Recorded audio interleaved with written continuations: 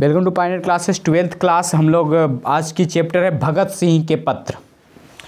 भगत सिंह के इस पत्र, इसकी गहनता, वैचारिकता, यथार्थवादी दृष्टिकोण का परिचय मिलता है। तो पत्र के बारे में आगे बढ़ते हैं। महान क्रांतिकारी भगत सिंह ने अपने पत्र में गहन वैचारिकता और यथार्थवादी की दृष्टि का परिचय दिया है। चूँकि पत्र भगत सिंह का है तो इसके लेखक भी कौन हुए? भगत सिंह।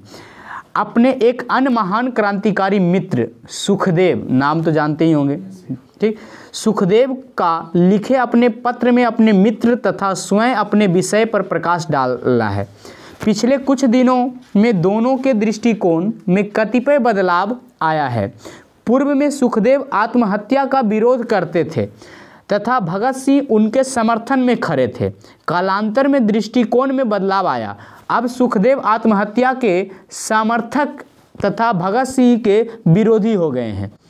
इस विषय में भगत सिंह का विचार है कि आत्महत्या कायरता का परिचायक है।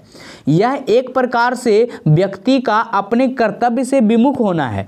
अपने कष्टों एवं संघर्षों तथा विपरीत परिस्थितियों से घबराना भी आत्महत्या का कारण बनता है। भगत सिंह ने इसकी घोर निंदा की है। भगत सिंह फांसी के फंदे पर झूलने से किंचित नहीं डरते। दया की भीख से मरना श्रेष्ठ समझते। रूसी साहित्य, सोवियत क्रांति के प्रति वह आकृष्ट थे। वह उनकी स्वतंत्रता संग्राम के प्रति सहज सहानुभूति एवं समर्थन का परिचायक हैं। भगत सिंह चाहते थे कि लोग निष्ठापूर्वक त्याग, लगन और आत्मोत्सर्ग की भावना से युक्त देश की आज़ादी में योगदान दें।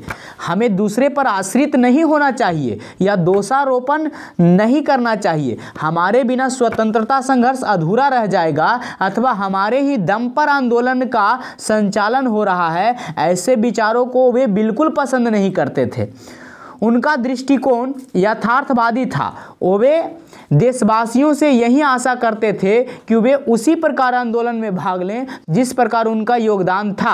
उनके विचार बिल्कुल स्पष्ट, निष्कपट और राष्ट्रीयता से ओतप्रोत थे। उन्हें मृत्यु का तनिक भी भय नहीं था। राष्ट्रहित में फांसी पर चढ़ने का सदैव तत्पर थे।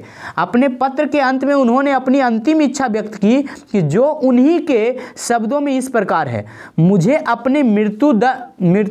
अपने लिए मृत्युदंड सुनाए जाने का अटल विश्वास है। मुझे किसी प्रकार की पूर्ण क्षमा या नम्र व्यवहार की तनिक भी आशा नहीं है।